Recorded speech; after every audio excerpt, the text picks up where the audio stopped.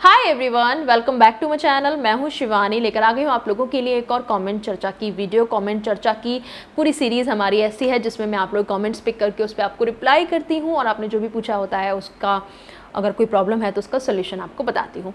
और अक्सर ये वीडियो हमारी मंडे को आती है, लेकिन इस बार नहीं आ पाई, जो कि मैंने कम्युनिटी पे पोस्ट करके भी आपको इन्फॉर्म किया था कि मेरे हस्बैंड का रिसेंटली एक्सीडेंट हुआ है एंड फ़िलहाल अभी वो डेंजर से बाहर हैं एंड घर पे हैं, रिकवरी पीरियड में हैं।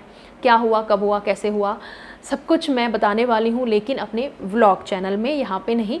तो जो लोग मेरे साथ जुड़े हुए हैं दिल से, वो ज़रूर हमारे व्लॉग चैनल पे भी हमें देखा करिए, हमारी ज़िंदगी का एक हिस्सा बनने के लिए। तो हमारे जो व्लॉग चैनल है पॉजिटिव रियलिटी, उस पर आप हमें सब्सक्राइब कर सकते हो, लिंक उसका डिस्क्रिप्शन बॉक्स में है। फिलहाल आज की वीडियो पे आते हैं। तो मैंने पिछली वीडियो पे जो भी मुझे कमेंट्स मिले थे कमेंट चर्चा की, वो उनमें से कुछ लिए हैं एक एक करके, जिनका मैं रिप्लाई दे रही हूँ। पहला जो कमेंट है मेरे पास वो है जुएल मोंडल का। उन्होंने पूछा है, दी मेरी एज 21+ है, मेरी शादी हो चुकी है, मैं जब मेरे हस्बैंड के साथ इंटीमेट होती हूँ तो मुझे कुछ फीलिंग्स नहीं होती है, ऐसा क्यों होता है? और ये पूछ रही हैं क्या ये माँ बन सकती हैं या नहीं, प्लीज़ मुझे ज़रूर बताएं। देखिए डियर, आपको फील नहीं होता, इंटीमेट होने का मन नहीं होता, उसके बहुत सारे रीज़न हो सकते हैं। फिज़िकल रीज़न भी हो सकते हैं, मेंटल रीज़न भी हो सकते हैं, और उसको डिस्क्राइब करते हुए मैंने वीडियो बनाई हुई है ऑलरेडी मेरे चैनल पे। तो मैं चाहूँगी कि आप वो वीडियो देखो और उन सारे ही कारण को सुनो और समझो, और फिर आप एनालाइज़ करो कि इनमें से कौन सा कारण है जिसकी वजह से जो आपके साथ भी है और जिसकी वजह से आपका इंटीमेट होने का मन नहीं करता है। उस वीडियो का लिंक मैं आपको डिस्क्रिप्शन बॉक्स में दूंगी, आप वहाँ से चेक कर लेना। दूसरा जो आपने पूछा है कि मैं माँ बन पाऊँगी या नहीं, तो देखिए, इंटीमेट होने का आपका मन करे या ना करे, उसका माँ बनने से कोई संबंध नहीं है। माँ बनने के लिए आपको सिर्फ सही टाइम पे, सही टाइम यानी ओव्यूलेशन वाले टाइम पे, जब आपकी बॉडी में ओव्यूलेशन हो रहा हो, उस टाइम पे इंटीमेट होना ज़रूरी होता है। आपके हस्बैंड का अगर इजैकुलेशन आपकी बॉडी के अंदर होगा, स्पर्म्स अंदर जाएंगे और वो आपके अंदर जाके आपके एग के साथ मीटअप करेंगे तो प्रेगनेंसी हो जाएगी। अब वो आप अपने मन के साथ उनके साथ इंटीमेट हो या नहीं हो, वो आपके साथ ज़बरदस्ती करें या आप उनके साथ कुछ भी करो, इन सब चीज़ों का कोई मैटर नहीं करता। प्रेगनेंसी के लिए सिर्फ एग और स्पर्म का मीटअप करना ज़रूरी होता है एंड आप माँ बन सकते हो। लेकिन एक अच्छी शादी के लिए, एक अच्छे रिलेशन के लिए ये ज़रूरी होता है कि आप खुशी खुशी इंटीमेट हो अपने पार्टनर के साथ, आपका पार्टनर आपके साथ ज़बरदस्ती ना करे या फिर आप मन मार के उनके साथ इंटीमेट ना हो, आप एक हैप्पी लाइफ लिव करो। और इसके लिए आप खुद ये पता करो कि आपके साथ ऐसा क्यों हो रहा है। और जैसा मैंने आपको बोला, मैं डिस्क्रिप्शन बॉक्स में जो वीडियो आपको दूंगी उसे ज़रूर देखना और पता करना, शायद आपको आपकी प्रॉब्लम का सोल्यूशन उससे मिल जाए। नेक्स्ट कमेंट पे चलते हैं और वो है शालू यादव का। उन्होंने पूछा है, गायनोकोलॉजिस्ट के पास हम किस एज में जा सकते हैं, प्लीज़ रिप्लाई। और दूसरा उन्होंने पूछा है, क्या वो हमारी फैमिली या पुलिस को इन्फॉर्म करेंगे, प्लीज़ आंसर। देखिए, पहला जो आपका क्वेश्चन है कि किस एज में जा सकते हैं, तो देखिए, डॉक्टर के पास जाने की कोई एज नहीं होती। आप कम से कम उम्र में भी जा सकते हैं और ज़्यादा से ज़्यादा उम्र में भी जा सकते हैं। बस डिपेंड करता है कि वो जिस चीज़ के डॉक्टर हैं, आप उनके पास उसी तरह की समस्या लेके जा रहे हैं। टीन एज में ज़्यादातर लड़कियों के पीरियड्स आना शुरू होते हैं, पीरियड से रिलेटेड प्रॉब्लम्स शुरू होती हैं, और तभी डॉक्टर के पास आप जा सकते हैं। उसके आगे कभी आपको अगर प्रेगनेंसी से रिलेटेड प्रॉब्लम है तो आप जा सकते हैं, या और कोई आपकी इंटीमेट प्रॉब्लम है तो भी आप जा सकते हैं। इसमें कोई एज क्राइटेरिया ऐसा कुछ भी नहीं है। दूसरा आपने पूछा कि वो फैमिली को इन्फॉर्म करेंगे। देखिए, अगर आप बहुत ही छोटे हो, माइनर हो और आप अकेले जाओगे तो ऑफकोर्स वो आपसे पूछेंगे कि किसी बड़े घर वाले को लेकर आए। इन्फॉर्म कैसे करेंगे यार, आप उनको कोई एड्रेस थोड़ी ना दे रहे हो अपना या फ़ोन नंबर दे रहे हो। वो सिर्फ अगर आप माइनर हो तो यही बोलेंगे कि किसी बड़े को अपने साथ लेकर आओ। और अगर पुलिस को बुलाने वाली, तो मुझे बात समझ ही नहीं है। अगर आपके साथ रेप हुआ है या ज़बरदस्ती हुई है, उस केस में हो सकता है वो आपको पूछें कि क्या आपको पुलिस कंप्लेंट करनी है या नहीं करनी है, तो भी ऐसे ही कोई पुलिस को नहीं बुला लेता। ये प्लीज़ सीरियल और मूवीज़ वाली दुनिया से आप बाहर निकलिए, रियलिटी में ऐसा कुछ नहीं होता है। आप अगर एक अडल्ट हो तो आप कभी भी डॉक्टर के पास जाके अपनी प्रॉब्लम डिस्कस कर सकते हो। अगर आप माइनर हो, छोटे हो, टीनेज में हो, तो शायद वो आपको बोलें कि घर वालों को बुला के लाएँ और पुलिस की नौबत तो तब आती है जब आप खुद एक विक्टिम हो, आपके साथ कुछ गलत हुआ हो, उस केस में पुलिस की नौबत आती है, वरना आप कोई क्रिमिनल थोड़ी ना हो जो पकड़ने के लिए पुलिस को बुलाएंगे। चलिए नेक्स्ट कमेंट पे आते हैं, वो है सीमा मिश्रा का। इन्होंने पूछा है आफ्टर डिलीवरी जब पीरियड्स आते हैं तो क्या उसमें पेन होता है, और दूसरा इन्होंने पूछा है just before delivery water break का क्या मतलब है। देखिए पीरियड्स जब आते हैं तो उसमें पेन ऐसा कुछ नहीं होता है, नॉर्मल पीरियड्स ही आते हैं, और जैसे नॉर्मल पीरियड्स में हमें कभी कभी स्टमक में हमारे पेन होता है, क्रैम्प्स पड़ते हैं, वो आपको पड़ सकते हैं उसके बाद भी। दूसरा जो आपने पूछा है वाटर ब्रेक का क्या मतलब है, तो देखिए बच्चा जब माँ के पेट में होता है तो एक थैली के अंदर सेफ रहता है, पानी के अंदर रहता है, तैरता हुआ रहता है बेबी, और एक नाभि से हमारी जुड़ा होता है, एक जो कॉर्ड होती है उसके थ्रू से ब्लड सप्लाई मिलती है जिसके ज़रिए वो बड़ा होता है।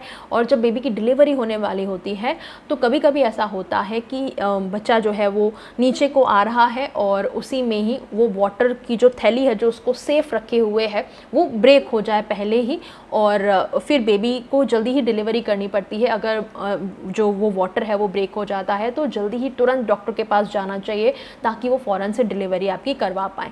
और कभी कभी ऐसा होता है कि ज़रूरी नहीं है हर केस में ये वाटर ब्रेक ही हो, कभी कभी ऐसा भी हो सकता है कि सिर्फ आपको लेबर पेन स्टार्ट हो, आप डॉक्टर के पास जाओ, आपकी लेबर की जो जर्नी है वो शुरू भी हो जाए और डॉक्टर खुद उस थैली को फोड़ के उसमें से बच्चे को बाहर निकालें। तो वाटर ब्रेक का मतलब यही होता है कि बेबी की डिलीवरी से पहले वो वाटर की जो थैली है वो फट जाए पहले ही। नेक्स्ट कमेंट पे चलते हैं, ये है सर्वजन ऑफिशियल का। उन्होंने पूछा है ma'am it's second month of my wife's pregnancy, she is experiencing a bad smell from everything, is it okay और not, what to be done. ये बिल्कुल ही नॉर्मल है कि किसी किसी चीज़ में से बहुत ही अजीब सी स्मेल आना, और कभी कभी तो इतनी गंदी स्मेल आना कि हमें उल्टी करने का मन करे, और ये कॉमन चीज़ों में से भी हो सकती है। जैसे कि मुझे याद है मेरी डिलीवरी के टाइम पे जब रोटी पकती थी ना तो उसकी स्मेल मुझे इतनी ज़्यादा बॉदर करती थी, इतनी ज़्यादा परेशान करती थी, और मेरा उल्टी जैसा करने को मन होता था। तो आई रिमेंबर मैं उस टाइम पे बिल्कुल भी ना मैंने रोटी खाई है ना सेकी है। अगर मेरे घर में मेरी सासू माँ रोटी सेक रही होती थी तो मैं किचन से दूर दूर भागती थी क्योंकि मुझे बहुत ही गंदी स्मेल चढ़ती थी। रोटी की स्मेल सोचिए आप। और पराठे तो ठीक है, पराठा ठीक है, स्पेशली जो फुल्का रोटी बनती है उसमें से मुझे आती थी स्मेल। तो ये कॉमन है, अजीब अजीब सी स्मेल होना आना, तो ये बिल्कुल नॉर्मल है। और जिस चीज़ से ज़्यादा स्मेल बॉदर करे उस चीज़ से आप थोड़ा सा दूर रहें, उसको अवॉइड करें, बस यही इसका सोल्यूशन है। नेक्स्ट कमेंट है प्रिंसेस शेख का। उन्होंने पूछा है पीरियड मिस होने पर प्रेगनेंसी टेस्ट किया, एक पिंक लाइन के बाद फेंट लाइन, फिर पीरियड हो गया, इसका क्या मतलब है, प्लीज़ रिप्लाई कीजिए। देखिए पीरियड हो गया तो उसका मतलब यह है कि प्रेगनेंसी नहीं है, एंड पीरियड्स अगर प्रॉपरली हुए हैं आपको 3 दिन के या 4 दिन के या 5 दिन के या 6 दिन के, ये नॉर्मल पीरियड जैसे हमारी साइकिल चलती है 3 से लेके 6 दिन तक की हो सकती है, इस बीच में ही आपके ये पीरियड हुए हैं तो कम्प्लीटली ये नॉर्मल है और आप प्रेग्नेंट नहीं हो। और जैसा आपने पूछा कि एक पूरी लाइन आना और एक हाफ लाइन आना, इसका कोई मतलब नहीं होता है। इसका मतलब ये होता है कि आपको प्रेगनेंसी हो भी सकती है, नहीं भी हो सकती है। कुछ दिनों के बाद आपको फिर से ट्राई करना होता है प्रेगनेंसी टेस्ट लेके। अगर उसमें एक गहरी लाइन और आ जाए, मतलब कि 2 गहरी लाइन आए, तो उसका मतलब आप प्रेग्नेंट हो। और जैसा आपके केस में हुआ है कि पीरियड्स ही आ गए, तो उसका मतलब प्रेगनेंसी नहीं है, आप प्रेग्नेंट नहीं हो। नेक्स्ट कमेंट पे चलते हैं, वो है डी लतिका का। उन्होंने पूछा है मैम मैं स्ट्रेच मार्क्स की वजह से स्लीवलेस नहीं पहन पा रही, क्या यूज़ करूँ कम करने के लिए। देखिए स्ट्रेच मार्क्स के लिए तो स्ट्रेच मार्क्स क्रीम आप यूज़ कर सकते हो। और मुझे याद है आपने एक कमेंट में ये भी पूछा था कि मैं आपको कोई स्ट्रेच मार्क्स क्रीम सजेस्ट करूं, तो देखो डियर, मैंने पर्सनली कोई भी स्ट्रेच मार्क क्रीम नहीं यूज़ करी है अभी तक। ऐसा नहीं है कि मेरी बॉडी पे स्ट्रेच मार्क नहीं हैं, मेरे स्टमक एरिया पे हैं, क्योंकि मेरी बेबी को मैंने कैरी किया है, तो पेट पे होना बहुत ही नॉर्मल सी बात है। मेरे पेट पे थोड़े बहुत हैं और वो मुझे बिल्कुल भी बॉदर नहीं करते हैं, तो मैंने इसीलिए कभी यूज़ नहीं करी। और मैं इसीलिए कोई यूज़ नहीं करी, कोई एक्सपीरियंस नहीं है, तो आपको सजेस्ट नहीं कर सकती। और आपको भी अगर कोई आइडिया नहीं है कौन सी यूज़ करनी है, तो मैं आपको सजेशन दूंगी कि आप किसी भी एक अच्छे स्किन डॉक्टर से मिल लें और डर्मेट को मिलके आप उनसे कंसल्ट कर लीजिए। वो आपको रिकमेंड कर देंगे कि आपको कौन सी यूज़ करनी है, कैसे यूज़ करनी है और कितने टाइम के लिए यूज़ करनी है। नेक्स्ट कमेंट पे आते हैं, ये है लियो मैसी का। उन्होंने पूछा है मैम आफ्टर डिलीवरी कितने दिन बाद रेगुलर करना सही रहेगा। देखिए डिलीवरी के बाद, चाहे वो सी सेक्शन हो या नॉर्मल डिलीवरी हो, आपको 40 से 50 दिन का वेट तो करना ही करना होता है। मतलब कि 1.5 महीने का वेट बहुत ही ज़्यादा ज़रूरी है। इस पीरियड में जो आपकी फ़ीमेल पार्टनर है उसकी बॉडी रिकवर हो रही होती है, ठीक हो रही होती है, हीलिंग पीरियड में होती है, और इस टाइम पे तो बिल्कुल ही आपको अवॉइड करना चाहिए। उसके बाद में तब आपको फिर अपने फीमेल पार्टनर की कंडीशन को देखना चाहिए कि जो रिकवरी हुई है वो पूरी ठीक तरीके से हुई है या नहीं हुई है। अगर उनको टाँके लगे डिलीवरी में तो वो टाँके पूरी तरीके से खुल गए हैं या नहीं, उनकी हीलिंग हो गई है या नहीं। तो बहुत सारी चीज़ों को ध्यान में रखते हुए अगर आपकी पार्टनर की हीलिंग पूरी तरीके से हो गई है, उनके अंदर भी डिज़ायर्स हैं अभी, और आप उसके बाद में फिर करना चाहते हो तो कर सकते हो। और इस पर और डिटेल में आप जानकारी जानना चाहते हो तो मैंने इस पर भी सेपरेट में वीडियो बनाई हुई है, लिंक उसका मैं डिस्क्रिप्शन बॉक्स में दे दूँगी, आप वो वीडियो देखना तो आपको और क्लियरली आइडिया हो जाएगा कि कब से स्टार्ट कर सकते हो आप। नेक्स्ट कमेंट पे चलते हैं। ये है कोमल चांद का, उन्होंने पूछा है, हेलो मैम, माई सेल्फ कोमल, मुझे आपसे ये सवाल पूछना है कि ट्विन बेबी होने का क्या रीज़न होता है। ट्विन बेबी का एक्चुअली बहुत ही आपने अच्छा क्वेश्चन पूछा पहले तो, क्योंकि मुझे खुद एकदम अंदर से लगता था कि मतलब क्या कैसे होता है। और एक वो जो कंडीशन होती है ना बहुत सारे ट्विन बेबी के साथ कि उनके सर आपस में जुड़ जाते हैं या बॉडी आपस में जुड़ जाती है, वो भी मुझे बहुत पता था कि ऐसा कैसे होता है। तो मैंने इसके ऊपर काफ़ी सारी अपनी रिसर्च करी, इंटरनेट पे बहुत सारा टाइम अपना स्पेंड किया कि ऐसा क्यों होता है, और मैंने उस पर वीडियो भी बनाई है। उसका लिंक अगेन मैं आपको डिस्क्रिप्शन बॉक्स में प्रोवाइड कर रही हूँ, आप वो वीडियो ज़रूर देखना। और जितने भी मेरे व्यूअर देख रहे हैं, अगर आप भी जानना चाहते हो तो आप भी ज़रूर देखिएगा कि ट्विन बेबी का क्या प्रोसेस होता है, और अलग अलग तरीका, अलग अलग कंडीशन होती हैं। बहुत सारे ट्विन बेबी ऐसे होते हैं जिनकी शक्ल एकदम एक सी होती है, बिल्कुल एक जैसे एकदम दिखते हैं। कुछ ऐसे होते हैं कि वो ट्विन तो होते हैं लेकिन अलग अलग होते हैं, मतलब फेस उनका अलग होता है, आदतें अलग होती हैं, उसकी अलग कंडीशन होती है। एक साथ दिखने वाले बेबी अलग होते हैं। और एक जो वो वाली कंडीशन मैंने आपको भी बताया ना कि जो आपस में एकदम जुड़ जाते हैं, ऐसे केसेस होते थे पहले। अब तो खैर ऐसा बंद हो गया है होना, क्योंकि मेडिकल साइंस जब ने इतनी तरक्की कर ली है, जब वो ऐसा देखते हैं डॉक्टर वगैरह कि ऐसा हो रहा है पेट में ही, तो वो उस तरीके की प्रेगनेंसी को आगे बढ़ाते ही नहीं हैं, उसे बीच में ही पहले ही टर्मिनेट कर दिया जाता है। खैर सब कुछ मैंने डिटेल में बताया है उस वीडियो में, आप वो वीडियो देखना, आपको सब कुछ समझ आ जाएगा। डिस्क्रिप्शन बॉक्स में मैं उसका लिंक दे रही हूँ। नेक्स्ट कमेंट पे आते हैं। ये है VI टैलेंट शो का, उन्होंने पूछा है, hi ma'am, first of all my best regarding to you, your videos are very interesting and important for all, keep it up, thank you so much. और इनका क्वेश्चन है, anyway I have one question to ask you and this question made me confuse for long time ma'am.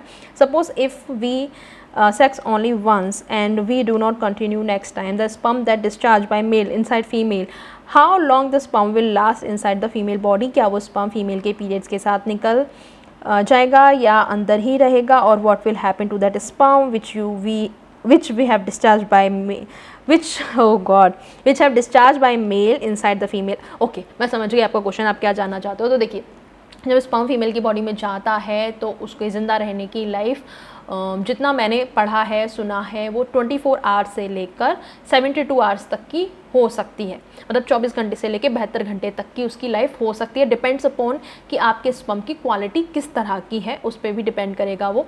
और कभी कभी तो sperm अंदर पहुंचते भी नहीं हैं, क्योंकि फीमेल की बॉडी में जो रास्ता होता है ना मतलब अंदर जाने वाला, यूट्रस तक जाने वाला, उसमें काफ़ी सारे ऐसे एंटीबॉडीज़ होते हैं जो स्पर्म्स को पहले ही रोक लेते हैं कि नहीं भैया, नो एंट्री, अंदर नहीं जाने का।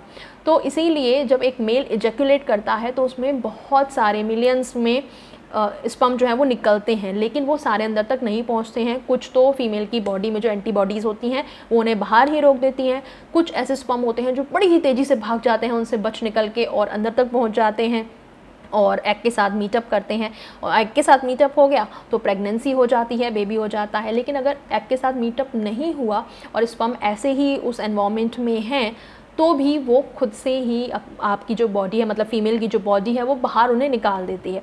और वो किस फॉर्म में निकलेंगे, जो वाइट डिस्चार्ज हमें आता है उसमें निकलेंगे, या जो हम पीरियड्स का जो ब्लड होता है उसमें निकलेंगे, वो ऐसा कुछ फिक्स नहीं है। वो बस बॉडी से बाहर निकल जाते हैं, ऐसा नहीं है कि अंदर ही रहते हैं। और जैसा मैंने आपको कहा कि उनके ज़िंदा रहने की, अगर वो अंदर हैं तो उनके ज़िंदा रहने की, एग को फर्टाइल करने की भी कुछ टाइमिंग पीरियड होता है। उसके बाद में फिर उनमें जान नहीं रह जाती, वो बेजान हो जाते हैं और फिर वो गर्ल की बॉडी से बाहर निकल ही जाते हैं।